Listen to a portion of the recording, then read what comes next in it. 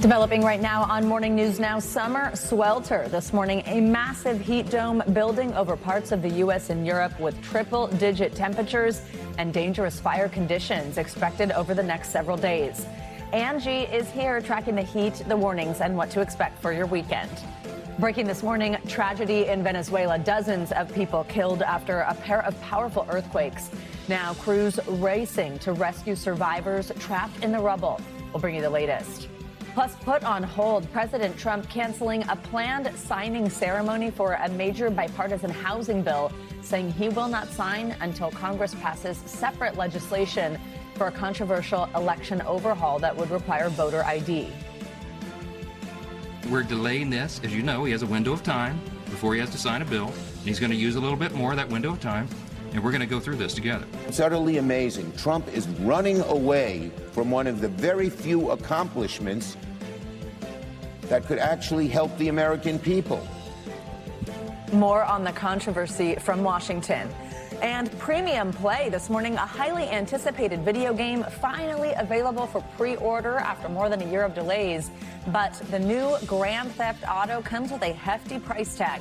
What fans need to know and what this release could signal about the future of gaming. I know people really have been waiting for that one. I'm surprised it's only at number 6 by now. I know, right? I was thinking it'd be at least 12 or 13. Yeah, that's funny. Good morning, good to have you with us. I'm Joe Fryer. And I'm Savannah Sellers. Thanks for starting your day with us. We are going to start this morning with the latest round of severe weather making its way across the country. Out west, wildfires are burning in several states like Utah and New Mexico, filling the skies with this thick smoke and making it hard to see. In South Florida, the smoke from several brush fires there created some air quality issues for World Cup fans who were at the game between Scotland and Brazil last night. And in Texas, the heat is the state's biggest concern. Temperatures topped 105 degrees yesterday, making it dangerous for anyone who was outside too long.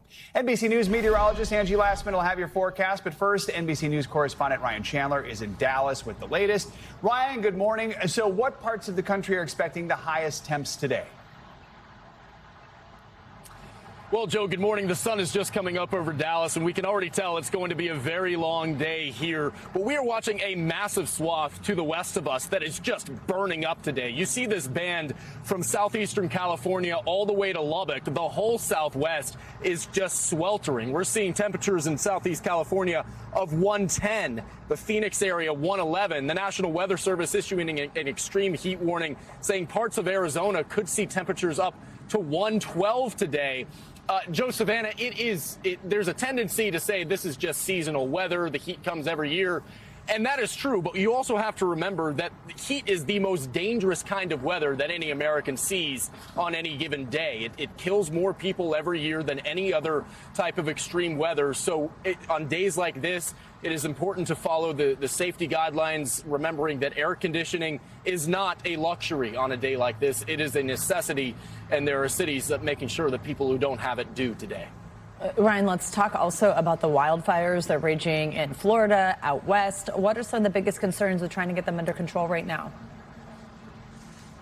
So two different situations there. You have the brush fires right outside the major metro area of Miami in Florida, and then the western wildfires in the mountainous areas in Utah, especially getting battered by wildfires. There, the concern is that the forecast for the rest of the week doesn't look good when it comes to wildfire fuel. Somewhat counterintuitively in Utah in the western area, there's a cold front coming in, which means there could be what they call dry lightning at the leading edge of that storm, which could spark more fire without any rain to comfort that. It also brings high winds that could make this matter only worse. And then in Florida, you have so many people visiting for the World Cup and now dealing with air quality alerts as that haze coming in from right on the edge of that major metro area comes in and makes breathing difficult for so many more. Joe and Savannah. All right, Ryan Chandler bracing for another hot one in Dallas. Ryan, thank you. For more on the heat, let's take a closer look at your Morning News Now weather. Angie Lastman is here with the forecast. Angie, good morning. Hi, guys. Good morning. Let's start with that heat that Ryan was just mentioning. And boy, no surprise that we've got some of these heat alerts still up across some of those same regions for the Southwest. Ryan made a good point. This is pretty kind of typical temperatures for a lot of folks. But again, still going to be oppressive heat that they're having to combat as the day goes on. We're running about 5 to 10 degrees above normal for some folks. That puts us into the triple-digit mark for places like El Paso, Paso. Phoenix is expected to hit 110 this afternoon, 100 degrees in Amarillo, and more humid conditions across parts of Texas and points towards the Gulf Coast. 93 degrees in New Orleans today, but feeling like 104. Houston tops out at 93, but feels like 101. So overall, really another uncomfortable and kind of dangerous day across these same regions. And that goes for tomorrow, too. Notice, still dealing with that heat, still some of those folks dealing with the humidity as well. 109 in Phoenix tomorrow afternoon. We've got the high 90s in Dallas, but feeling like the triple digits across Texas. Even Memphis feels like 96 degrees tomorrow. We'll see that widespread heat kind of take shape as we get closer into the weekend and beyond. And this does include parts of the east where you'll notice temperatures are surging into those upper 90s in places like South Carolina through the weekend and into the work week. Even Cincinnati, you go from the low 80s on Saturday, much more comfortable, to the mid 90s by Monday. We head into the new work week in New York City into the mid 90s. And that's going to really kind of set the stage for what we see for the extended period, even as we get potentially into that next holiday kind of weekend that is upcoming with the 4th of July. Meanwhile, across the middle of the country, more of kind of the same. Really, we've got the flood alerts and the severe threat potential. Here's those flood alerts, including 15 million people across much of parts of the plains and stretching into the Midwest. And we've got that chance for some of those stronger storms to develop across those same regions, guys. That will happen as we get into the afternoon hours. So much to keep an eye on here when it comes to the weather today. We've been saying the 90s are back for a long time. That includes the temperatures. The 90s are back. Exactly. No Good kidding. point. Right, also, yay, Angie, I'm so glad you're here. I know So you've been glad back to see you. All right, let's go now to the Middle East, where Secretary of State Marco Rubio is wrapping up his tour of Gulf Arab states. Earlier this morning, Rubio met with officials and Gulf foreign ministers in Bahrain as part of an effort to get their backing for that interim deal agreed to by the U.S. and Iran to end the war. Both countries continue to negotiate, hoping to reach that final peace deal, but outstanding issues remain, like when nuclear inspections will begin. Also, Israel's ongoing occupation of southern Lebanon casts a major shadow over the talks. Despite all that, Rubio tried to reassure Gulf allies that any deal would take their interests into account. While we want a deal, we don't want a deal at any price. We want a deal that's good, we want a deal that's real, we want a deal that's verifiable, and we want a deal that's adhered to. The message that I come with is that we want to ensure that in any decisions that are made throughout this negotiating process, the interests of our partners and our allies in the region are always taken into account. NBC News International correspondent Matt Bradley joins us with more from Tel Aviv. Matt, good morning. So tell us more about what we heard from Rubio, and if it's clear if this message alleviates some of the concerns of Gulf allies. Yeah, I mean, what we've been seeing is a tough sell by Marco Rubio. He's visiting some of the main countries, Kuwait, Bahrain, the United Arab Emirates, who were pelted by the Iranians in a war that they didn't start. So that's one of the things that has left them feeling very much left out, not just of the war, but of those negotiations to resolve it. And they've had no input in any of that. And yet they've been reaping Iran's punishment. So, you know, a lot of these concerns that they have are the concerns that are shared by Israel, also left out of those negotiations. That memorandum of understanding doesn't include almost any language that talks about Iranian support for proxy groups throughout the region, like Hezbollah and Lebanon. That has been a very, very big issue for the Israelis. It also doesn't mention anything about Iran's ballistic missile capability. It's conventional weapons that the Iranians use to help countries, including those Gulf countries, and especially here in Israel, all throughout that fighting earlier this year. So these are issues that the Gulf countries share with Israel, and that Mr. Rubio is going to have a really tough time selling as these negotiations seem to proceed without any input outside of the American side and the Iranian side. Matt, you mentioned Hezbollah, and that brings us to one of Iran's biggest sticking points, and that is Israel's war in Lebanon, the IDF's occupation of the southern part of that country. It's also obviously a major issue for the Lebanese government in its ongoing talks with Israeli officials. Those are happening in Washington. But yesterday, Israel's defense minister said they would not withdraw their troops, even if the U.S. demanded it. Walk us through how all of this is impacting the talks. Yeah, and this is the umpteenth time that we've heard the Israeli leaders saying that they are not going to be withdrawing from Lebanon. And the reason why is because Prime Minister Benjamin Netanyahu and the IDF have been coming in for scorching criticism from the Israeli media and from Israeli politicians who are saying that Netanyahu isn't doing enough to stand up to President Trump and demand that Israeli troops continue their fight against Hezbollah in Lebanon.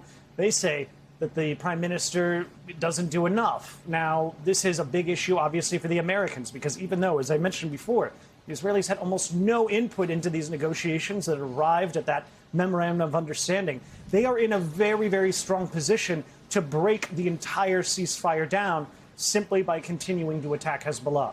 Now, we read in the Israeli Hebrew language media yesterday saying that there were plans that were being hatched and were being acted on to withdraw from very specific, certain small parts of Lebanon where the Israelis have been deployed now for months. We've heard that denied strenuously by officials. But this is a question going forward that is clearly going to be massaged a bit. The United States has been putting enormous amounts of pressure on Israel to do something about their presence in Lebanon. The Iranians are putting a lot of pressure on the Americans in these negotiations to make sure that not only is the fighting finished, but that eventually Israel withdraws completely, something the Israelis said is a non-starter. Matt, another point of contention here, it's this mixed messaging that we're getting over nuclear inspections in Iran. It seems now like the dispute is more over when those inspections would happen rather than if they are going to happen. But walk us through the latest. Yeah, I mean, a really confusing set of conversations that were going on. Marco Rubio, J.D. Vance, President Trump himself saying that Iran had allowed in nuclear inspectors now until infinity, the president said. The Iranians came out right after that and said, absolutely not. We have not agreed to allow in IAEA inspectors. That's UN-affiliated nuclear inspectors who have been going to Iran now for generations.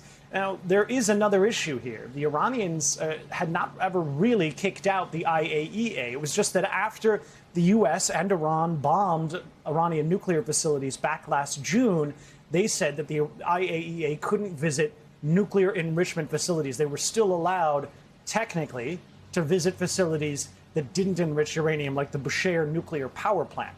Now, the IAEA has come out and said, rather confusingly after all these other comments, that the IAEA inspections would definitely continue, but there was no specifics about when or which places they would be allowed to visit. So this question, like so many other questions surrounding this memorandum and surrounding these negotiations, looks like it's not going to be answered anytime soon. Guys. All right, Matt Bradley from Tel Aviv for us. Thank you.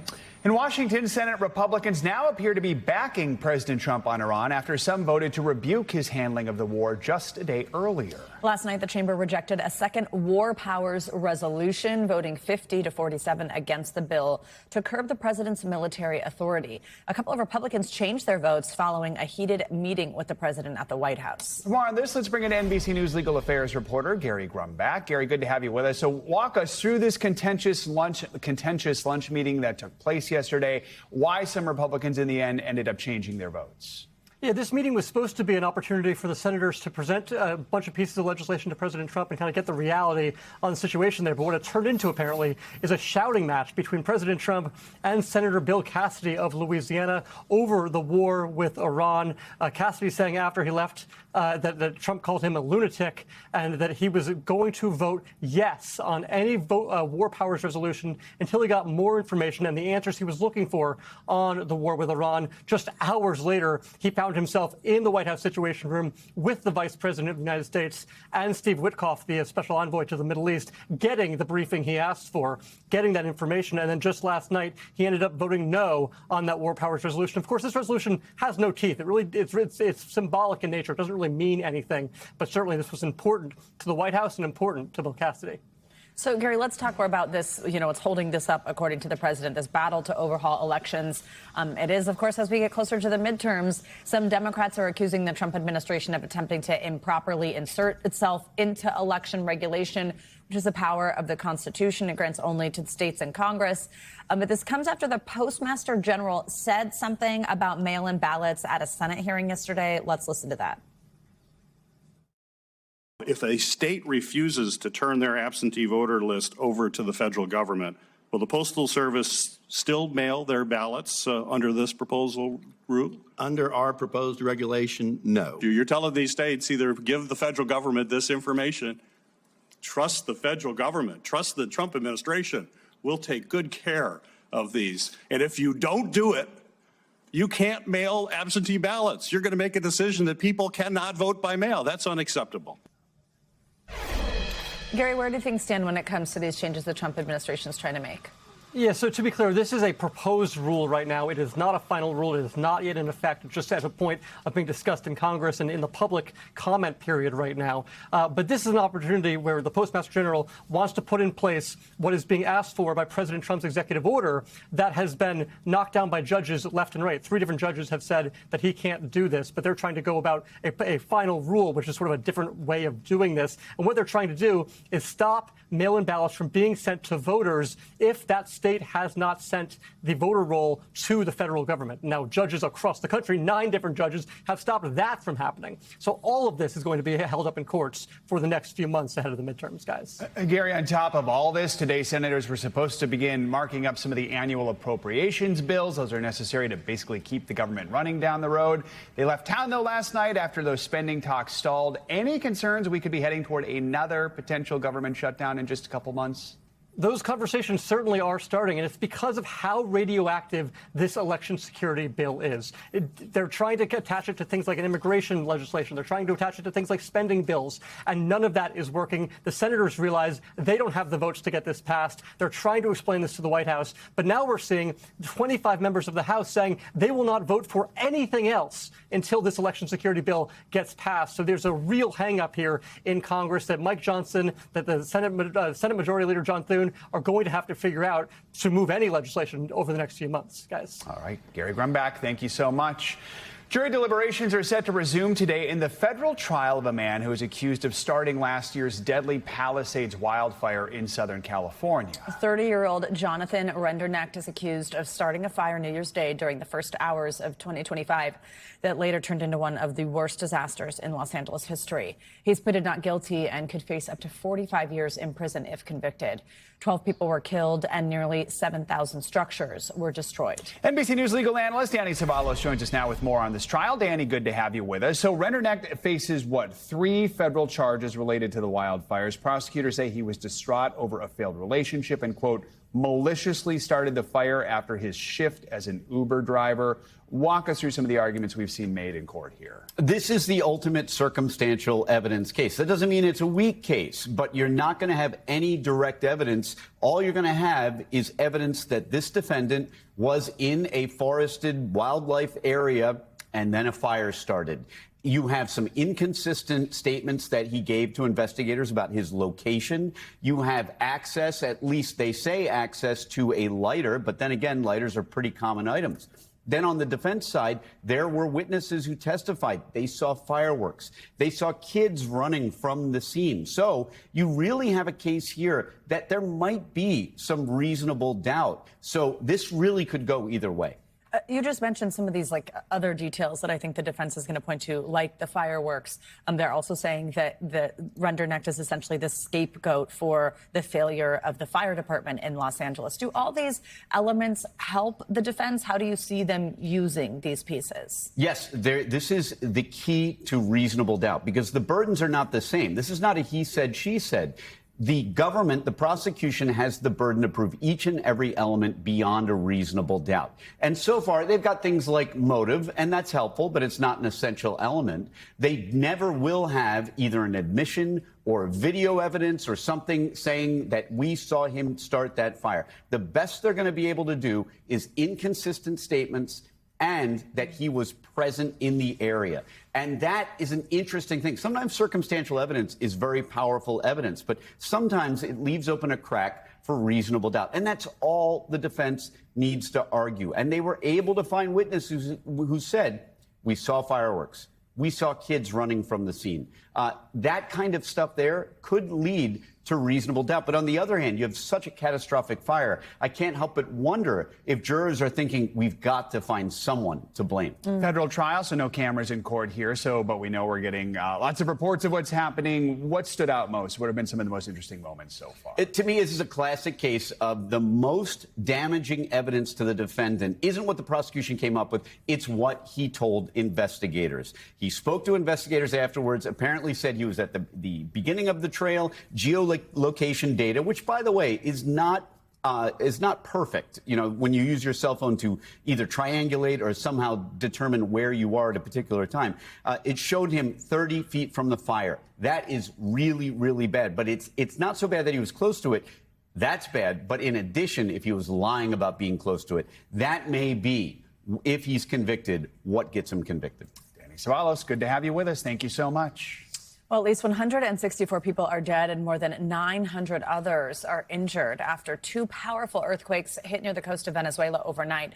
Both registered over a 7 magnitude. The quakes are among the strongest to strike that country in more than a century. They occurred less than a minute apart from each other.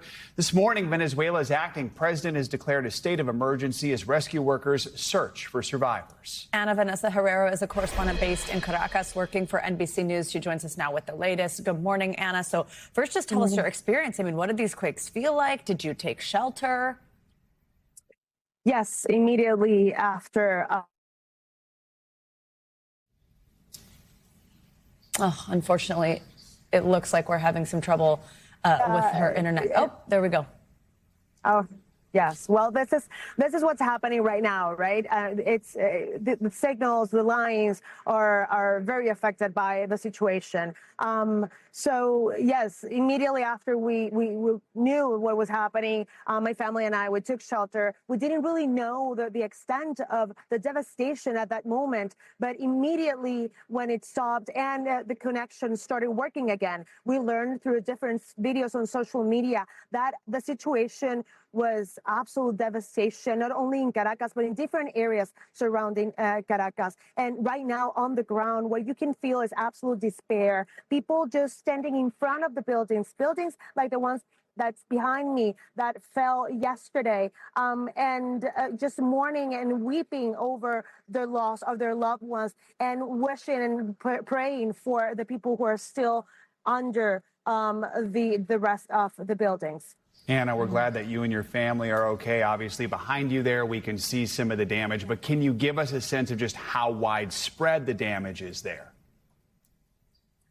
I don't think anyone really understands and knows the extent of the situation, but I have seen running around Caracas this morning how difficult things are and how people are still shaking by the situation and how they are just waiting and hoping that the international community could help. Because let me tell you something, right now, first responders, the firemen and the rest are still looking for survivors, even as we speak, but they don't have the tools or the machinery to do so. And this is a problem. One of them even telling me that Venezuela was not ready for this because they have been forgotten by the Venezuelan government. They don't have the machinery or the tools to continue their work. So a lot of people here are trying to help, but of course it's complicated. The situation is still very, very dangerous for someone who's not trained into doing this.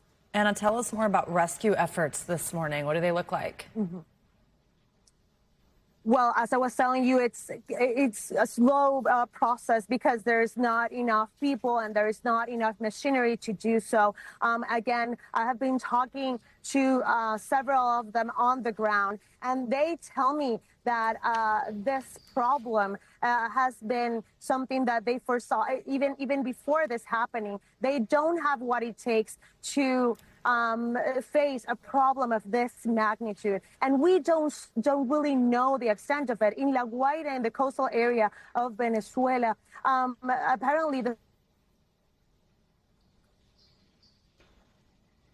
Ana Vanessa Herrero, again, as she mentioned, just tough with the communication there, of course, in the devastating wake of this disaster. Anna, thank you very much for joining us. Nearly a year after the flood that devastated Texas Hill Country, Camp Mystic has filed for bankruptcy. 27 young girls and counselors were killed when floodwaters swept through the summer camp. NBC News correspondent Morgan Chesky explains what this filing could mean for families still seeking answers. Amid tragedy, lawsuits, and no license to operate, the 100-year-old Camp Mystic filing for bankruptcy. The filing by the all-girls camp raising questions over its future and litigation against it, following the deaths of its owner, 25 campers, and 2 counselors last July when the Guadalupe River surged nearly 40 feet out of its banks. Documents obtained by NBC News show Mystic claiming total debt exceeds $10 million. The filing pausing all wrongful death and negligence suits scheduled for next year. Camp owners admitting in April they wish they had evacuated sooner. We tried our hardest that night, and it wasn't enough to save your daughters. The fight for accountability, led by Heavens 27, formed by the families who lost their daughters.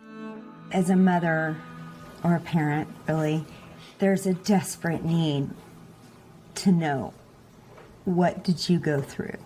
Were you alone? Were you with someone? Were you afraid? Was it fast? 8 of those mothers sitting down with our own Lester Holt. Could this tragedy have been averted? 100%. Yes.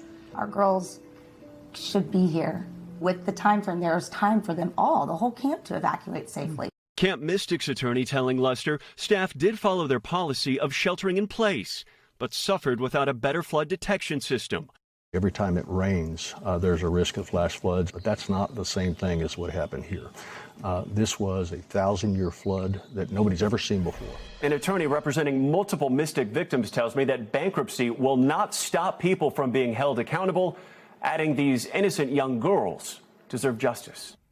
All right, Morgan, thank you. Much more to come here on Morning News Now. Later this hour, not just the U.S., a historic heat wave also unfolding overseas. When we come back, we're going to take it to Europe, where triple-digit temperatures are putting both locals and tourists at risk. Up first, though, after the break, horrific moments caught on camera. A plane forced to crash land in the Alaska wilderness. The investigation underway next. We'll be right back.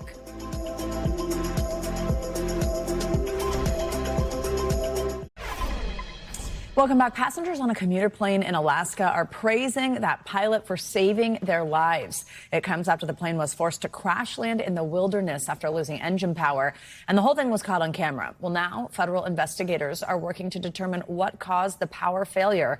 This happened earlier this week. NBC News senior correspondent Tom Costello has the details. The harrowing moments caught on camera as a Ride Air flight was forced to crash land in Alaska's Glacier Pass. Despite a terrifying few moments, no screaming, no panic. Everyone's safe on the ground. It's not ideal. One pilot and 8 passengers, including Brett Filippi, who filmed it all. How's this for your first time in Alaska? No, this doesn't usually happen. Flight 4AW flew from Fairbanks to Coldfoot, then on to Inuktitut Pass, but along the way developed engine trouble.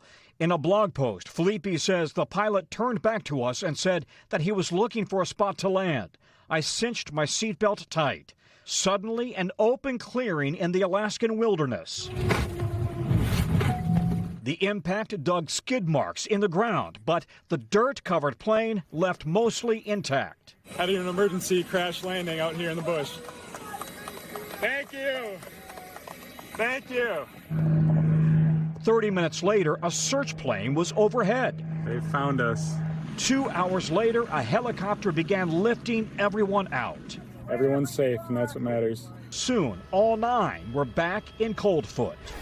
The Cessna 208 Caravan is a reliable, rugged plane with an equally reliable engine. Now the passengers are crediting the pilot with saving their lives. Back to you. Wow, Tom Costello, thank you so much.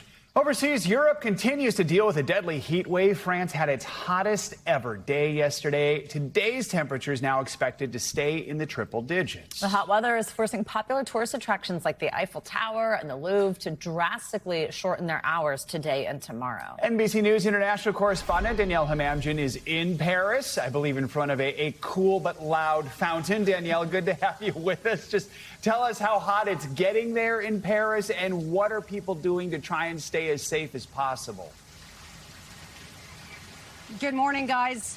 The team and I could not be happier that these fountains just came on. It is so refreshing. And look, right in front of the Eiffel Tower, it is literally one of the coolest places in the capital. And Joe, you're right. The city hit 106 degrees yesterday. It was a June record, and it's going to be just as hot today. The Eiffel Tower open now. It's going to be closing in just a few hours because authorities just do not want to take a chance. The same thing with the Louvre and Versailles and L'Arc de Triomphe. Of course, for some tourists, big disappointment. Many of them have said they did not fly thousands of miles just to sit in a hotel room. They want to see these places. But now you've got 51 million people across the country. That's 3/4 of the population under an unprecedented red alert warning, Joe. And Danielle, I mean, this heat wave's been going on all week. That can get dangerous. What are some of the biggest concerns? Well, first of all, tragically, dozens of people have drowned, and many of them young people, much like the UK. Secondly, in one devastating case, 2 children, a 2-year-old and a 4-year-old, were found dead in a car earlier this week. The mother confirmed to the police. She said that her children had accidentally locked themselves in the car. And today, French media reporting that another 3-year-old right outside Paris was also found dead in the car by his parents. Really horrifying stories, but just goes to show that it doesn't take long, doesn't take much time. Authorities urging people to be absolutely vigilant. Yesterday, tens of thousands of people were left without power. Asphalt in certain parts of the country is melting. And I can tell you personally, we were out shooting, doing what we had to do. We came back to the car yesterday only to notice that in the midday heat, the window from the car had cracked. I mean, it is unbelievable stuff. Our gadgets, our phones, our laptops are melting in the sun. It is quite dangerous, but at least, you know, there are places like this in the city where people can come to. Authorities have left the parks open all night. In some cases, people are sleeping in the parks because one thing we keep hearing over and over again, it is impossible to sleep in this weather. Yeah, no kidding. And the thing that people maybe not realize, a lot of places in Europe don't have air conditioning. I saw someone maybe jumping into the fountain behind you there. That's one way to stay cool. But how else are people trying to stay cool right now?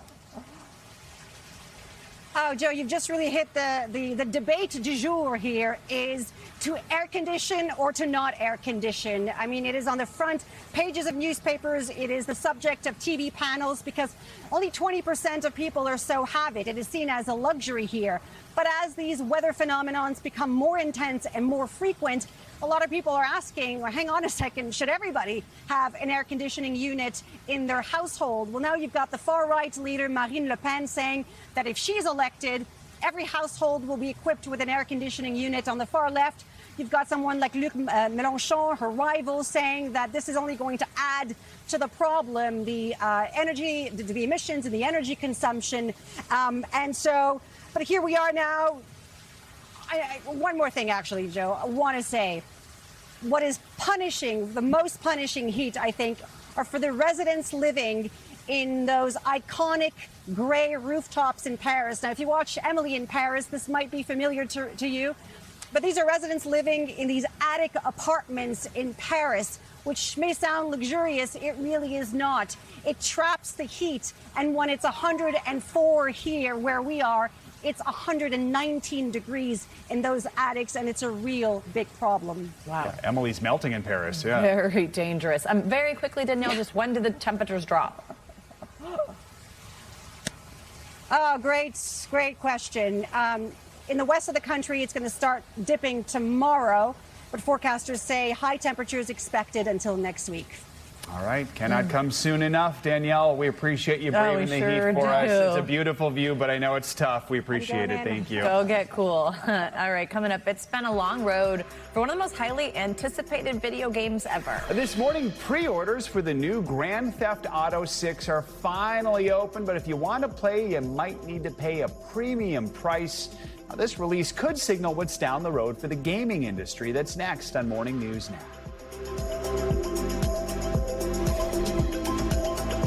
All right, this morning we are learning more about the upcoming release of one of the most highly anticipated video games of all time. Now, overnight, Grand Theft Auto 6 finally became available to pre-order ahead of its official release in November later this year. The game's release is creating a lot of buzz. So is the price tag. In order to get a taste of the brand new open world experience, the standard edition of GTA 6 is going to cost $80. The Ultimate Edition will cost gamers $100. For more on this, let's welcome Stephen Totillo, who's a reporter at GameFile. Stephen, thanks so much for being with us. So, I mean, first, for those of us who might not be gamers, just walk us through why this release is such a big deal in the industry. Well, gamers have been waiting a long time for a new Grand Theft Auto. The last one came out in 2013. They had been coming out every few years, but Rockstar Games has been taking an extra long time. These are epic crime dramas. They are cultural events for more than just the hardcore gamer, but a lot of the general public gets excited about these as well. It's just a big thing, and people have been waiting a long time. So yeah, fans have been waiting well over a decade now. That even became a running joke online about when it's actually going to be released. So what are the expectations for sales once it finally drops? You look at the Grand Theft Auto 5, and they've sold over 200 million copies so far. That's more than any other video game this side of Tetris and Minecraft, bigger than any Mario or Sonic. I think the expectations are that this one could be as big or bigger if it has the same kind of sales momentum. In day one of GTA 5's launch, it earned over almost $1 billion, sold over 10 million copies. People have been waiting so long for this one, you could expect double or triple that on launch day. So let's talk about this price tag. It's just actually the second time that a game has had that price for this normal edition, $80. Do you think that this sort of like sets a standard in the gaming industry from here on out, that they're just getting more expensive? Games cost hundreds of millions of dollars to make. This one probably costs in excess of $1 billion to make. So game companies have been looking for a way to raise more revenue, and I'm sure many will see this as permission to sell their games for that much. Games actually used to cost $70 or $80 when I was a kid for the Super Nintendo, and prices went down for a long time, but they stayed down at $60 for quite some time, even as development costs doubled and tripled. So companies are saying we need to do this in order to just be able to make our money back. GTA 6 probably would make its money back even if they sold it for less, because it will be so popular long term. But I would expect to see more companies try. In fact, Microsoft tried last year. They said, we're going to start selling games for $80. There was backlash. They said, oh, sorry, no, we'll go back down to 70. But I think this will tempt them and others to see if they can do it. But nobody's got the draw of GTA, so good luck to those who try. You might see some customers saying, no, I'm just not going to pay that. We're seeing this right now. It looks almost like a movie. When we think of a well-made movie, you're thinking maybe a budget of $200 million. You just said this cost about $1 billion to make. Do you expect we will see more of that with the entertainment industry? I mean, video games basically surpass movies and music when it comes to the industry. Is there anything else like this around the corner? Well, you can look to every game company to be producing kind of big budget things if they can. Ubisoft has the very expensive to make Assassin's Creed series. We're expecting a big Iron Man game from EA that has been in development for a long time. It's basically however long it takes to develop a game, the costs go that much further up. Games are graphically more and more realistic. That takes a lot of resources to create. They take longer to develop. So the budgets are soaring. This has made the industry much more precarious. We had a boom in gaming during COVID. More people were playing because they were kind of locked inside. But there's been actually struggles in the industry since then. Companies saying they can't afford all the developers they hired. We're seeing cutbacks. We're seeing these high-priced games or these big-budget games beginning to struggle. And so the industry's in a contraction, and there's a lot of hope that GTA 6 will lead to an expansion and excitement from more gamers than we've seen in recent years. Stephen Totilo, thank you so much for joining us. Super interesting. Appreciate it. Thanks so much. Coming up on this Throwback Thursday, a retro revival. Big brands banking on nostalgia for your business. The old childhood favorites that are being revived for a new generation of consumers. Plus, countdown to kick off the U.S. men's national team getting ready to take on Turkey in its final match of the group stage in the World Cup. We're going to have all the excitement next. This is Morning News Now.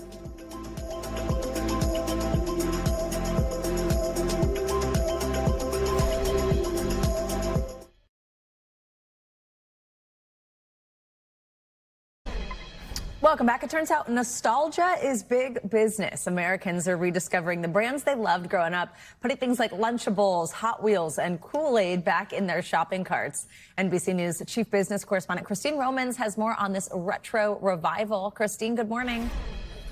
Hey there, Americans are returning to the names they know and love, with new research finding nostalgic brands are winning over shoppers in 2026. We looked into why these brands are having another big moment.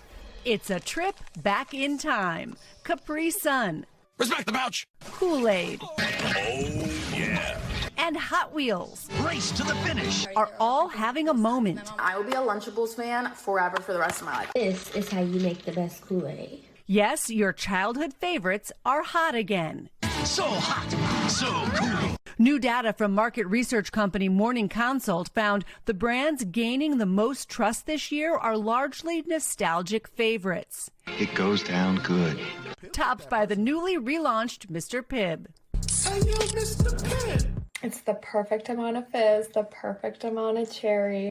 Leading the trend, millennials and boomers. I think there's a story there of millennials becoming parents, and they're looking back to the brands that they knew as kids and returning to them with their own children. Also making big gains, Lunchables, Gap, and PetSmart. Meanwhile, Morning Consult says AI and tech companies face a big trust deficit. There's economic uncertainty. We're seeing consumer confidence go down. There's the specter of AI. It's leading consumers to essentially anchor and go back to the brands that they know and rely on. Brands like Capri Sun, which returned to growth in 2025. The poke and squeeze is a part of the brand DNA and something that will stay a part of the DNA for so many years to come. Capri Sun has been around for generations, but shows up just as well in today's modern world. And Hot Wheels is on a hot streak with several years of global growth, driven in part by surging adult collector demand. There's been this trend of quote unquote kidults, of adults who are buying more toys and propping up that market. Nostalgia over novelty in a moment of change. Hit the spot. These nostalgic favorites are making big strides, but Kraft Heinz tells us you can't just rely on familiarity alone. They say brands also need to innovate in order to reach a new generation of shoppers. Capri Sun, for example, has an updated juice line with added fiber. Back to you. Wow. All right, Christine, thank you. The U.S. men's national team gearing up for its final match of the group stage in the World Cup tonight. Team USA can walk into this one against Turkey with plenty of confidence after already clinching the top spot in Group D. It will be the last game for the team before heading into the knockout round of the World Cup. So with an eye already on the round of 32, we're diving into everything you need to know before this match kicks off in Los Angeles. And for a preview of today's game, we're joined here on set by MLS lead analyst, former U.S. men's national team member Taylor Twellman. Taylor, good to have you with us once again. So just help us understand, especially here in America where maybe folks aren't used to seeing the men's team play so well. How well are they playing so far? Remarkably well. Now, Joe, I want to make this abundantly clear. I thought they would have 6 points in the first two games, but I'm not sure I would have thought they would have done it in the manner that they did. And I think that's where they've captivated the audience, and that's where they've gained the momentum, because the opening game against Paraguay, it wasn't the fact that they won. It was in the manner by which they won. And then the second game against Australia, it is a completely different game. Scrappy, you've got to claw, you've got to fight. It's not a great-looking game aesthetically, and you still win that. So they've won two games for the first time ever in their history in a World Cup in two different ways. That's where I think the general public should have confidence in the team. So there's some question about who plays tonight and what does that look like? Because it doesn't matter for us. We move on. Doesn't matter for Turkey. They're not moving on. We have players with yellow cards if they were to get another. Walk us through what your strategy would be here if you're the coach who you're playing. Well, first off, it's good that I'm not in charge of the strategy. I'm sitting here talking to you. I think, Savannah, it's real simple. The results may be inconsequential, but the game is not meaningless. And here's why. First off, the four players that are on yellow cards, you do not risk them. Because if you get a second yellow in this game, you're now suspended for that game. Don't do that. Now, Christian Pulisic's coming off an injury. Some would say he should play 20 minutes to get fitness. I'm in the camp of saying, okay, that's the reward. What is the risk? The risk is he re-injures the calf, and he's now out for another 2 or 3 weeks, and you miss him for the rest of the World Cup. I wouldn't play Christian Pulisic. But when you're playing guys like Max Arfston, Miles Robinson, Sebastian Berhalter, you need answers to the depth of this team. This is a very meaningful game to Pochettino, because then he's going to get an idea who he can count on. So it's important, not the result. They could win 4-0, lose 4-0, but get answers on how deep this team is and who you can count on. Now, if they win, it's a history, because they've never won 3 games in a group stage. So, yeah, there's history on the line. But I don't want to win the battle and lose the war. I want to win this war right now. And I think at times we may put the cart before the horse, as they say. We have to start wrapping our heads around then the knockout rounds. Yeah. How does this unfold? How do we know who they're going to play? What determines that? We don't know it definitively, but it looks like Bosnia would be the first game. And that is a very similar type of opponent as Australia. They'll defend with 10 players behind the ball, and it's kind of similar to Paraguay. They're a little bit more diligent tactically, and they're more difficult to break down. But then after that, if you win that game, you're playing a second-place qualifier. Long story short, you're favored in both of those games. The United States men have only won one knockout game since 1990. So you're going to be favored to win 2, and then the quarterfinals is throw the chips and see where they fall, right? Just feel it out. But you got to win those 2 games. I've said quarterfinals are bust, and I still remain there. Taylor, quickly tell us what it means that they are coming out of their group in the top spot for the round of 32. The top spot in a 48-team tournament means now you play a third-place team in a group, which more than likely will be Bosnia. And that means they play in Northern California, and if they win that, they play in Seattle. You got home field advantage throughout the entire tournament, but more importantly, you're the favored team all the way till the quarterfinal. Take advantage of it. All right, Taylor Twellman, thanks for being here. By the way, Messi turned 39 yesterday. Just to let you guys know.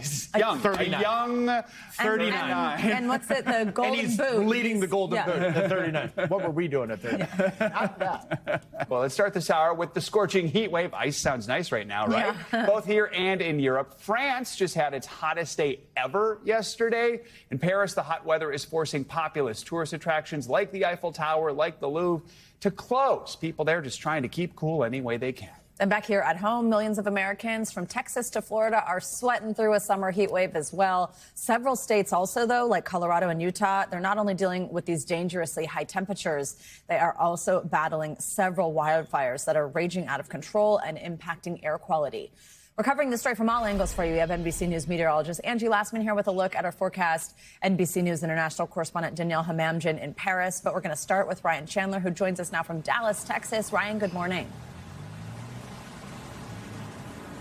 Well, Savannah, good morning. They have the fountains turned on just for us here bright and early as the sun comes up over Dallas here. It's going to bring us to the mid-90s today, though it'll feel even hotter. The real story, though, is out in the Southwest, where they are just burning up everywhere from southeastern California to Lubbock, seeing triple digits. The National Weather Service warning parts of Arizona could see as high as 112 today. This is dangerous, dangerous heat that people need to take seriously. I mean, yes, there is a tendency to say this is just summer in the South, but it is the most dangerous form of extreme weather that Americans see every year, and people are taking it seriously today, Savannah. Ryan, let's also talk about the wildfires. I know in Florida they are causing problems for World Cup fans who are just trying to watch the match in Miami. Walk us through those. So you know Miami, there's this major metro area, and then it cuts off rather abruptly into brushland and the Everglades. That's right where these fires are. Almost 20,000 acres now burning, and it's creating air quality alerts across the Miami-Dade metro area. Just as so many World Cup fans are visiting to watch the games, it's creating some breathing problems for sensitive groups. So a major issue as firefighters try to get their hands on those brush fires right outside the Miami area, Joe. All right, Ryan Chandler for us in Texas. Stay cool. Thanks so much. Let's bring in NBC News international correspondent Danielle Hamamdjian, who's in Paris. She joins us with the latest on the deadly heat wave there. Danielle, good morning. Good morning, guys. I'm standing, of course, outside the Eiffel Tower, which is open for now, but not for long. It'll be closing in just a few hours because of this historic heat wave, along with Versailles and the Louvre and other landmarks. Yesterday, the city hitting 106 degrees, a June record, and today expected to be just as hot. This morning, France is broiling under the largest heat alert ever issued. More than 50 million people, 3/4 of the population, placed under the highest level alert as authorities grapple with an unrelenting and deadly heat wave. At least 48 people have drowned trying to cool off. From power outages to melting asphalt, a new national record for the hottest day, surpassing the one set just a day earlier. And to give you another idea of just how hot it is, the car window cracked in the midday heat. Many schools have closed, but in some that are still open, teachers and parents are coating the windows in chalk trying to shield the students from the sun. It's not just France. Countries across Europe covered in red warnings, from Spain to the UK, smashing records. It's hot. I'm from the U.S., and right now it's actually about 20 to 25 degrees colder where I'm from. And with air conditioning so hard to find in Europe, American tourists are trying to catch a break. We booked an Airbnb originally, spent one night there. It had air conditioning, but the air conditioning was not anywhere near sufficient. No one slept. Now, a new national debate is raging in France. Should there be air conditioning for all in response to global warming? But until then... Welcome to the Canal Saint-Martin, the most popular of the canals in the French capital, and this is where Parisians have been escaping to. Normally off limits to swimmers, the rules during a record-breaking heat wave are out the window. And one thing we keep hearing over and over again from people is that they just cannot sleep in this heat. Now, authorities are keeping the parks open all night. Some people are actually sleeping in them. Swimming pools have extended hours. And how long is this going to last? Well, forecasters are saying it's going to start dipping tomorrow in the west of the country, but high temperatures expected until Tuesday or Wednesday next week, guys. Back to you. Instead of a hotel reservation, you're reserving a spot in the park, on a park bench to cool off. All right, Danielle. That's so much fun, though. Thanks. Thank you. All right, let's get a closer look now at what you can expect in your area with our Morning News Now weather. Angie, last minute, you had the Europe forecast yesterday. I mean, it's just hot everywhere right now. You know what? It sure is. It's, of course, grabbing headlines. We've seen just how unprecedented that heat is across Europe, but we're also seeing some of those heat alerts still in effect across parts of the southwest of the United States. Not quite as oppressive as what they're dealing with over there, but nonetheless something to note if you live in places like Phoenix, Tucson, El Paso, Presidio. Through the day today, you're going to be running above normal. Not an insane amount, 5 to 10 degrees above where you should be, but still it's going to be uncomfortable in a lot of these spots, and you're going to need to find a cool spot. Phoenix heads to 110. We've got San Angelo at 99 degrees. Across Texas and the Gulf Coast, and of course out towards Florida, you're going to see that humidity playing a role in how uncomfortable it is as well. So heads up, the triple digits for what it feels like, even though in places like Houston, your high is just going to be 93 degrees. You're going to be feeling a whole lot warmer through the day today. We don't get any relief across these regions for tomorrow. Instead, we're still well into the triple digits for Phoenix, for Presidio. San Antonio feels like 100 plus, as well as Dallas tomorrow. And even across parts of the southeast, you'll get in on this action. Then a whole lot more people start to warm up. We'll see that warmth working its way farther to the east. Cincinnati, by the time Monday rolls around, well into the 90s, mid 80s for New York City by the time next week rolls around. So you can see we kind of are stuck in this even warmer pattern as we get into next week and potentially rolling into the 4th of July holiday. Also, we've got those early kind of active storms firing up already across the midsection of the country. 15 million people under the flood watches. That's where you see that bright green. Wichita, Springfield, Kansas City, all included in the potential to see some strong thunderstorms today, rumbling across parts of the plains, as well as the potential for some flooding. When it comes to the severe weather, this is where we're watching that brighter yellow area, Lubbock to Wichita, Oklahoma City, Lamar, all included in that. That's going to be something that you watch through the afternoon and even into the evening hours. And then by tomorrow, this kind of low pressure works its way into the Midwest, and we'll see that flooding potential across parts of the Ohio Valley. So a heads up for folks there. We're going to pick up multiple inches of rain here by the time this is all said and done. And that flash flood risk, really kind of a big concern with these repeated rounds of heavy rainfall expected over some of these already saturated grounds across the plains. So Wichita, Springfield, Kansas City, St. Louis today, those are areas, guys, that I would specifically watch for the flooding concern. Of course, we've also got that heat to talk about across the South, so no rest for the weary at this point. All right, Angie Lastman, thank you so much. Well, now some breaking news out of Venezuela. The country's acting president says at least 164 people were killed in back-to-back earthquakes. Rescuers are frantically searching through mountains of rubble for survivors in the capital, Caracas, and other parts of northern Venezuela.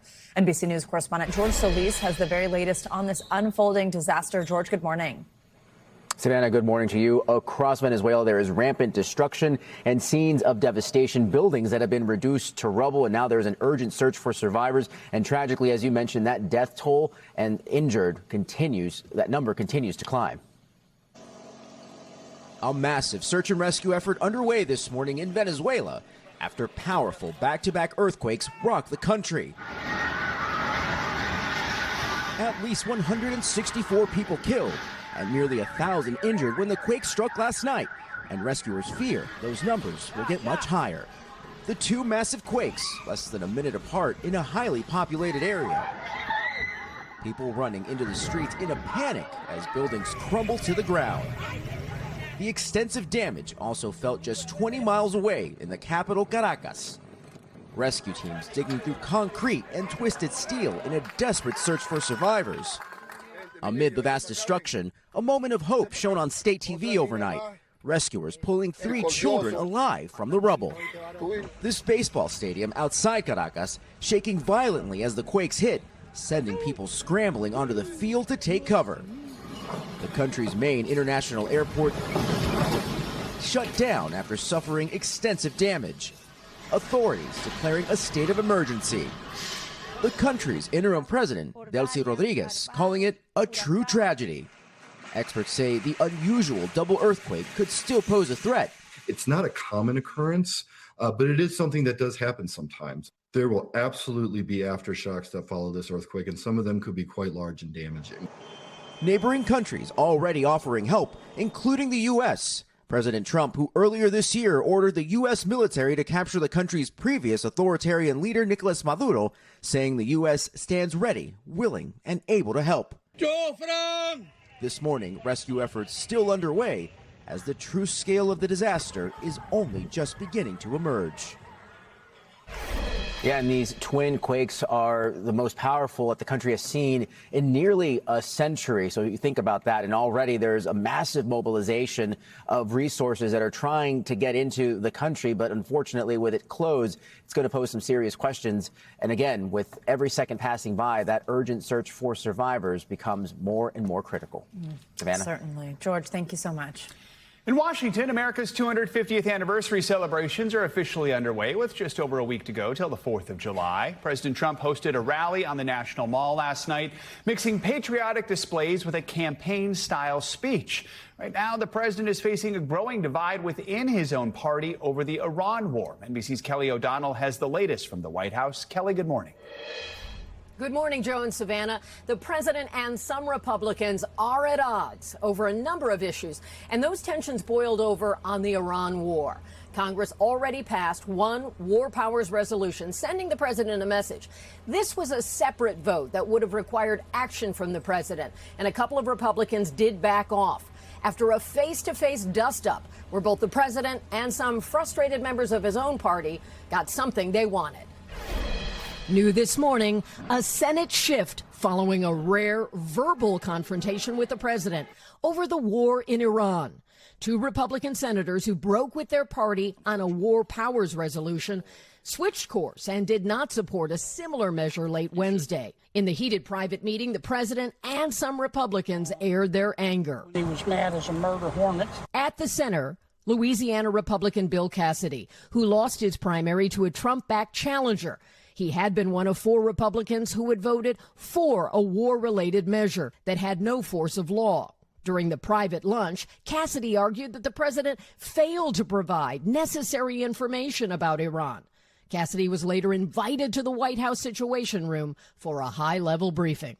And I'm not going to be bullied when I'm trying to get answers for the American people. The president had downplayed the conflict. We like everybody really in the room. I don't like a few people, but that's okay. Earlier in the day, the president refusing to take part in a planned ceremony to sign a bill overwhelmingly passed by both parties, aimed at making housing more affordable, until he says the Senate passes the Save America Act, which would require voters show proof of ID and citizenship documents to vote. It's the chaos. It's putting his individual preferences and his ego first. On Wednesday night, the president kicked off a patriotic party on the National Mall called the American State Fair to celebrate the country's 250th anniversary. We are beginning the most unforgettable birthday party any country has ever seen. The president in campaign rally form touting his own policies. As you know very well, a short time ago, we were a dead country. We were dead. Now we're the hottest country anywhere in the world. We're respected by everybody. Nobody's laughing at us anymore. Headlining the night himself after several well-known artists pulled out, concerned the event would be partisan. During the event, Transportation Secretary Sean Duffy mocked those entertainers who did not choose to participate and said they were better off without them. The president did speak about the importance of the nation's 250th birthday, while he also defended his administration and its policies, including immigration enforcement, the economy, and the war in Iran. Joe and Savannah? All right, Kelly, thank you.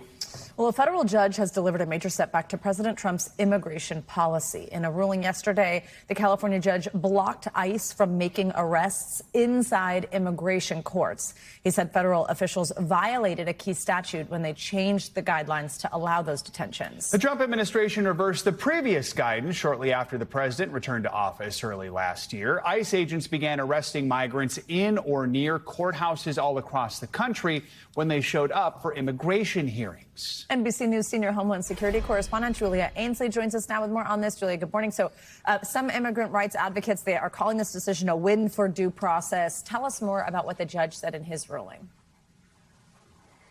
Yeah, this is a judge who said that basically when ICE moves into an immigration courthouse, they're not allowing immigrants to seek due process by pursuing their asylum claims. These are people who are showing up at their appointed time to try to make a claim on why they should be able to legally stay in the United States, even for a temporary piece of time, or maybe get work authorization while they pursue asylum claims.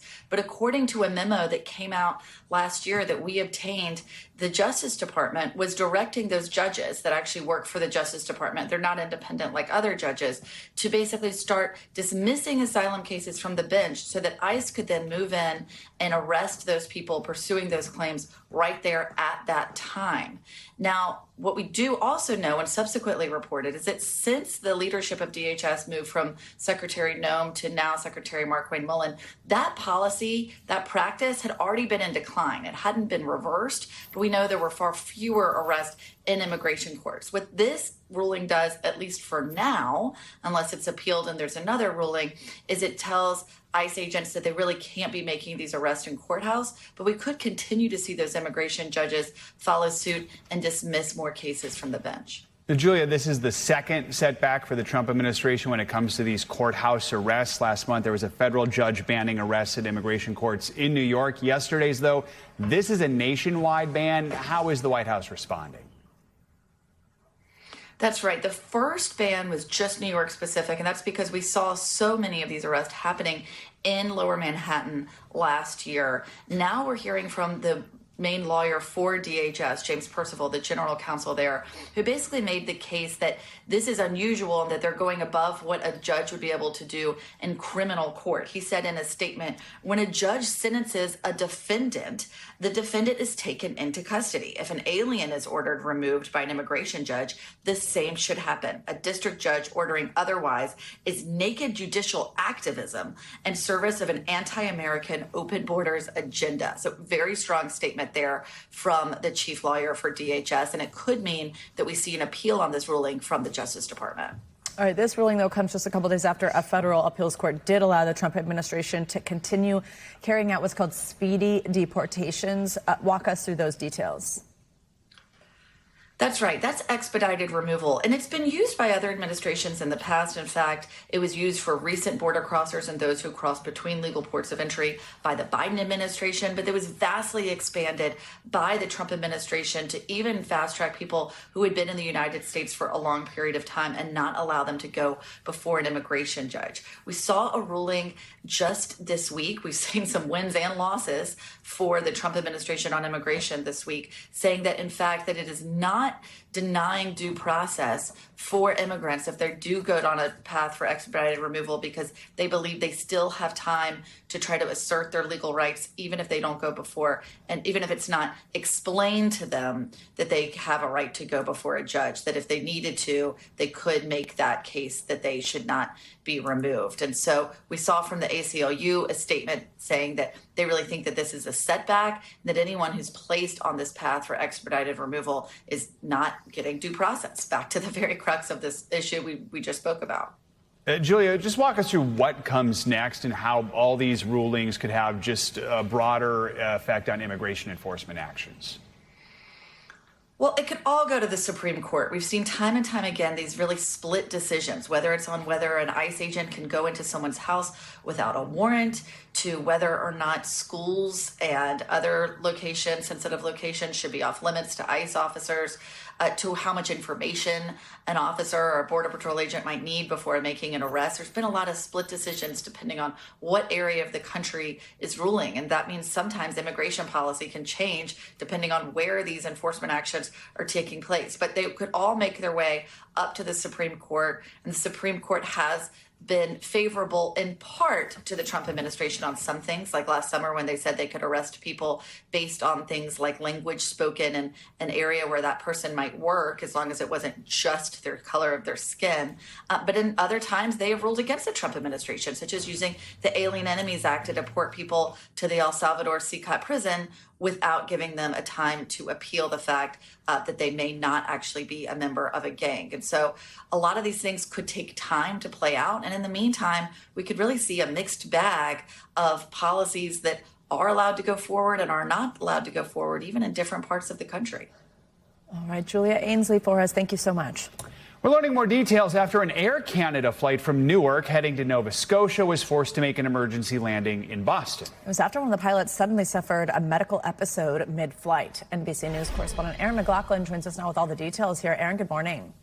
Hey guys, good morning. Some harrowing moments both in the cockpit and for the passengers on board. But the good news is that Air Canada flight was able to land safely at Boston's Logan Airport thanks to the quick action of the co-pilot who took the controls and was able to get the plane back on the ground.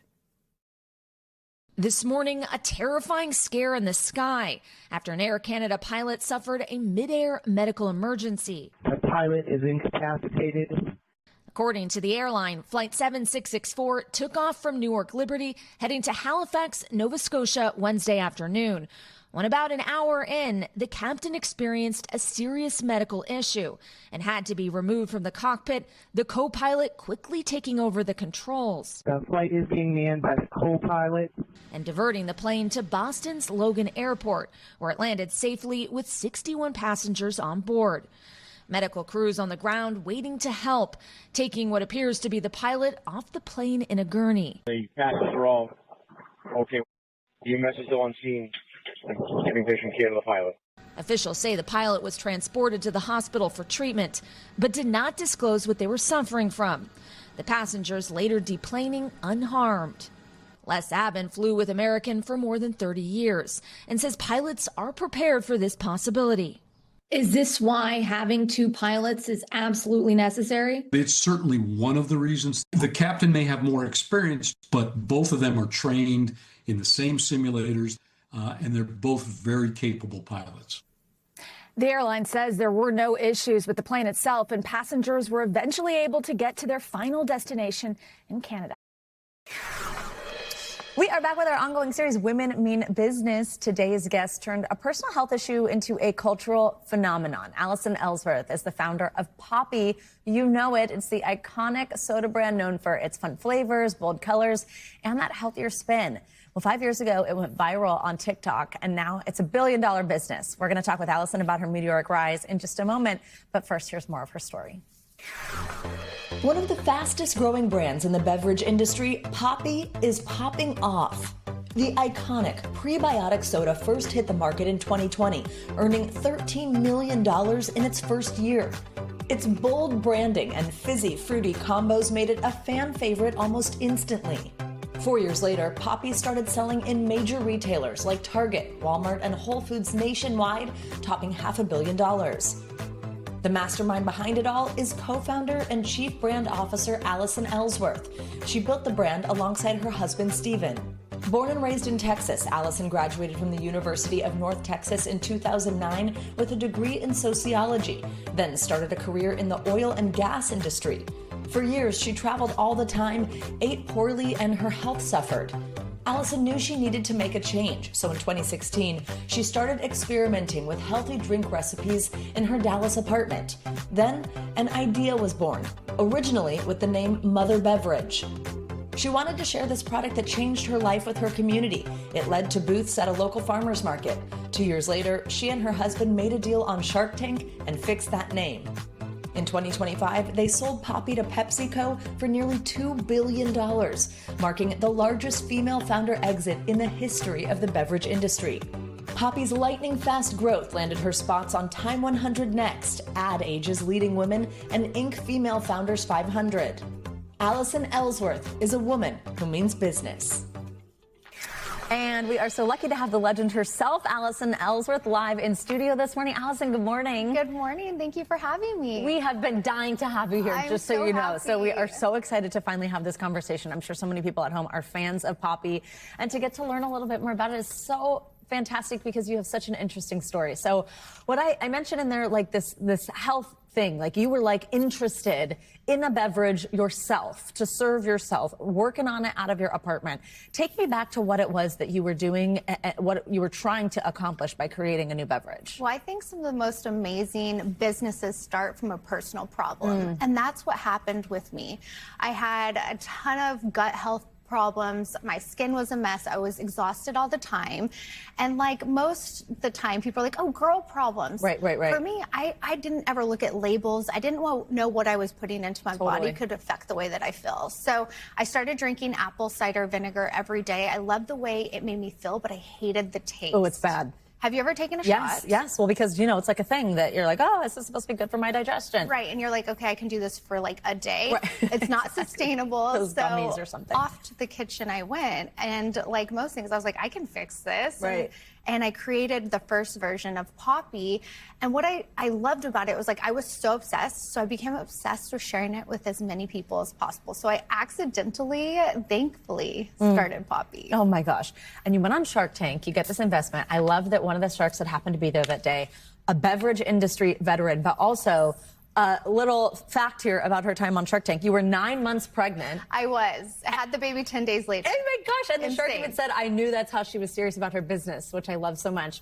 But then I think a real turning point for you was going on TikTok.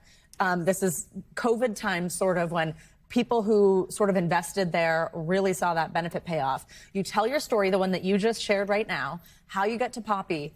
You go to bed and you have $100,000 in sales overnight. Can you tell me what happened when you woke up and you opened TikTok? Yeah, well, the beauty was I had been trying to break through on TikTok for a while. Like most entrepreneurs, everyone's trying to figure out this new wave of like being founder forward. And for me, I danced, I made taco recipe videos, but what I found worked was just being authentic in myself. So I told the founder story. I talked about how I was 9 months pregnant on Shark Tank, went to bed, and the grocery store shelves were cleared. We did $100,000 on Amazon the next day, and it changed the entire trajectory of our business to be this digital forward, social forward, open, authentic company. And it absolutely, I feel like, helped Poppi grow as fast as it did. By the way, you've done this all with your husband as your business partner, which is so neat, and also something maybe a lot of people would say, I couldn't do it. Right. What's it like? How do you make it work? We stay in our lanes. So he's really good at the business side, the operational, innovation. And for me, I do more of the creative and brand, and we respect what the other person does. And then you have one common goal in our marriage, right? To create generational legacy for our family, for Poppi. And so it's so nice to, one, have the same goal and then know where to stay in our lanes. And I absolutely, when I do it again, which I am going to do it again, I will never not do it with him. By the way, along the way, I think a lot of people know this from the headlines, also creating generational wealth for your family. Yes. A PepsiCo acquisition, just under $2 billion. Unreal. Walk me through that moment. I mean, that's a number that's hard to wrap your head around. And the fact that it came from your grit that we just talked through, just what a payout. Well, I just feel like it's truly the American dream, right? I started in my kitchen to retail and grocery stores everywhere to now being able to revolutionize soda for the next generation with a partner like PepsiCo. It is literally the American dream. I never started the company to think that I was going to sell it, but you need a partner like Pepsi to be able to get cans in more hands. To go global, to be in stadiums, to be in the likes of the subways of the world, right? And so for me, it was the American dream, and I feel very blessed. The other thing that I just love about you when we were researching for this and talking to you prior, it was the fact that when you were asked, like, how do you keep work-life balance? No. Not a thing. It's and not you're a honest thing. about that. And it's harder. at the end of the day, people are like, well, it's hard. Yeah, well, don't be an entrepreneur if you don't want to work hard.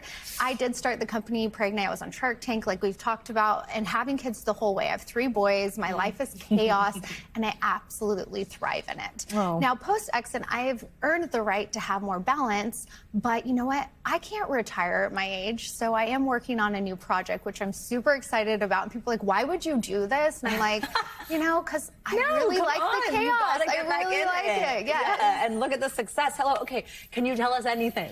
Oh, I can't tell you what it is, but it is launching in the fall. Okay. So stay tuned. This year, we won't have to wait long. Okay, well, we'd love to talk to you again then. Yes. Hopefully you'll come back. We love in this segment, Women Mean Business, to ask for your advice because, and what I love so much about your story is that there are probably so many women with a great idea. And it could be something just as successful as Poppy in whatever lane that idea may be in. But getting started can be so hard, can be so scary, can be so intimidating. What is your advice to women who are listening? So a few things. One thing, mom guilt is real, but that's okay. Everyone has it. Stop worrying about it. Great. You're harder on yourself. And then another thing is, someone told me a long time, is play the game better. So men have the right to be bullies, to act a certain way. If you do that, you're seen differently. So just play the game better. Adapt. See where you can work the room to get your way versus pushing through and bulldozing. And I found just like someone will say, how'd you get that done? I was like, I played the game better. Like just be really strategic and then just, you know, have fun while you're doing it. Don't take yourself so serious. I love it so much. Allison Ellsworth, thank you for joining us. Such a pleasure and a joy and a treat to have you here. I appreciate your time. Oh, thank you for having me. Absolutely. All right, some fantastic advice there. Coming up, a piece of space history preparing to launch. We're getting a first look at the California Science Center's new exhibit, complete with the Space Shuttle Endeavour in its ready-to-launch position. Stick around. I'll be right back.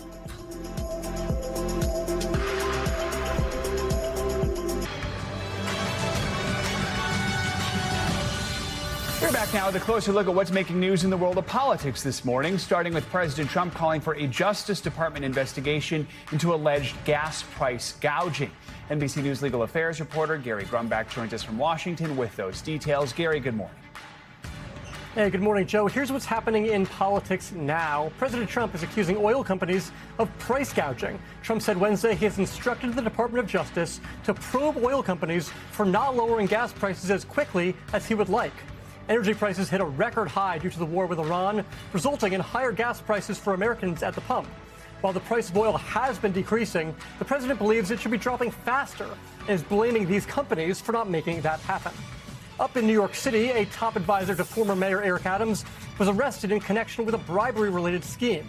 Prosecutors allege Frank Carone, the former mayor's chief of staff, accepted payments in an effort to exploit the city's migrant crisis for profit. Carone said he has pleaded not guilty to these charges. And here in Washington, the United States Park Police is releasing photos and video of someone they say vandalized the reflecting pool. Park Police is asking for the public's help in identifying the individual in connection with what they say is a destruction of government property investigation. It comes as a separate man seen on video being detained near the pool in recent days faces disorderly conduct and obscenity charges for yelling at a law enforcement officer. NPS says this morning caulk was cut and 70 fence post tops were thrown into the pool earlier this month. They'll be draining the reflecting pool after the 4th of July to repair the damage to the lining. That's what's happening in politics now. Back to you. All right, Gary, thank you so much. Now to an out-of-this-world experience coming to Los Angeles. A massive new home for NASA's Space Shuttle Endeavour is taking shape at the California Science Center, and it's giving visitors a new perspective on the iconic spacecraft. NBC News Now anchor Gotti Schwartz got the chance to check it out exclusively. And liftoff for the final launch of Endeavour. In a dark room at the California Science Center, it starts with a trip back through one of the greatest endeavors of modern engineering. The next thing you know, the room roars to life. And as the smoke clears, you bear witness to one of the most complex machines humans have ever built. Oh my gosh. Wow. Oh, man. Standing at 20 stories tall, Endeavour in full launch position with tank and rocket boosters. Breathtaking. I have no words, man. This is crazy. And the view from below, unforgettable. 3 miles was the closest site during launch because of the enormous force, but almost no one could see this view. Jeffrey Rudolph is president and CEO of the center, and this gigantic complex providing unobstructed up-close views has been a vision more than 3 decades in the making. You see the whole system, so you can Right. see the external tank and the solid rockets, and you get to walk around the whole thing. From standing beneath the engines to seeing inside, where over 25 missions, crews worked and carried critical cargo to orbit, including much of the International Space Station. The word endeavor all of a sudden rings so true. It does. It really is it's such a fitting name for it, and it's been an amazing endeavor. Dr. Kenneth Phillips wrote the proposal that resulted in NASA awarding the shuttle to the center, which was another endeavor in itself. With 1.5 million people turning out to see the shuttle slowly work its way through the streets of Los Angeles. They thought we were crazy. They truly, truly did. They had no idea. You were crazy? I did, but it didn't matter. The process of getting it upright may be even more complex, requiring cranes to meticulously lift each element before crews could secure and connect those boosters, that massive tank, and then, of course, Endeavour itself. All of it in a building still under construction before completing the complex around it. This is the only time a launch configuration has been done outside of a NASA facility. No columns, no shear walls. It's all self-supporting. Do you have a favorite view? Because I'm trying to choose one and I can't. I think they change by day. What do you think this is going to mean to Southern California, to beyond? And at the end of the day, hopefully, it makes us appreciate the planet more, appreciate each other more, because you don't do things like that if you're not cooperating. You can't. Former astronaut Garrett Reisman hitched his first ride into space aboard Endeavour. When you saw Endeavour stacked on the launch pad, what went through your mind? I got to tell you, it was unbelievable. It looked just like it did on the day I remember going out to launch in it. Now a professor at nearby USC, he hopes the next generation, growing up with a different kind of space race, can truly appreciate the engineering feats of the shuttles, a lot of which is still used in today's Artemis missions. It is a piece of our history that we should be very proud of. Linda Ocean is the lead donor of Endeavour's new home, the Samuel Ocean Air and Space Center, named for her late husband. The shuttle represents everything that Sam loved. This is such a gift to the younger generations. Yeah. What are you hoping they take from this? The excitement of what they can do and the hopes and dreams. I always tell kids, never give up on your dreams because it can happen. As we celebrate Pride Month, we end this hour with the growing popularity of queer hockey leagues. About 6 months ago, the hit HBO show Heated Rivalry took the world by storm. Centers on a relationship between 2 NHL players, but that fictional story created a real-life seismic shift in the hockey world. The NHL's fan base exploded, with attendance soaring and playoff ratings breaking records. The show also inspired many in the LGBTQ+ community to lace up their skates and hit the ice, some for the first time, looking for competition and community. Not even the summer heat can melt hockey's momentum. 1, 2, 3, Dragons! These days, the New York City Pride Hockey Alliance boasts nearly 400 active players, polishing their skills and style. We have to address, you have the perfect hockey hair, don't you? Good, yeah. Ian McHale and his lush mullet joined the league a year ago. Before that, he had never even skated. I think having a space that is for the queer community, for joy, for giggles, for kindness, is so essential. A few months into his hockey journey, the 2 most talked about prospects in the world, Canada's Shane Hollander and Russia's Ilya Rozanov, came a TV show that put the sport in a steamy spotlight. One other reason I wanted to join hockey is because I feel like it's hot. Hockey's just hot, it's fun, and Heated Rivalry just confirmed that. This is such a bad idea. What this? The spicy series about rival pro hockey players who fall in love was a surprise sensation, with actors Connor Story and Hudson Williams finding fame overnight. Their lives aren't the only things that changed. Did you notice more people showing up here? We had a scrimmage a week ago, I think, and I didn't know anybody here. I didn't recognize a single person. And they were like, oh, yeah, they're all new players. And I was like, What? The New York League is far from alone. Last year, Chicago Pride Hockey had 2 teams. Now they've got 5 and could add a 6th this fall. Can you believe one TV show has done all this? I don't think I would have ever, in my wildest dreams in high school, expected any of this. Among the newcomers, Mario Calero. Bottom line, you watch Heated Rivalry and you're like, I think it's time to play hockey. I think that was the final little pushing factor in motivating me, yes. Nervous at first, he quickly felt a sense of belonging, building his confidence. It just permeates not only in our locker room amongst Chicago Pride Hockey, but into everybody's lives that we're able to interact with. It's also permeating the NHL fan base. In the wake of Heated Rivalry and another popular hockey show off campus, the 2026 playoffs were the most watched on record. Viewership among women year over year grew 63%. Still, one question looms large. Is the NHL ready for an openly gay player? I think so. 5 years ago, while playing in the minor leagues, Luke Prokop made history, becoming the first openly gay NHL prospect. He says the reaction among players has been incredibly positive. It's been love, support, curiosity. They're asking questions. They want to know if I have a boyfriend, if he's coming to team parties, and it's been awesome, and I think the NHL is ready for it too. Until then, rookies like Ian McHale are embracing the moment. In March, he scored his first goal and sent the video to his mom. My mom was like, I feel so proud, and like it looks like little kid Ian having so much fun. I feel like my little kid is shining when I'm on the ice. Who knew a heated rivalry could create so much harmony? And the Chicago Pride Hockey League says it has a great relationship with the Chicago Blackhawks. Just got a $25,000 grant from the team's foundation. That money will go toward beginner classes. That does it for this hour of Morning News Now. Stay with us. The news continues right now.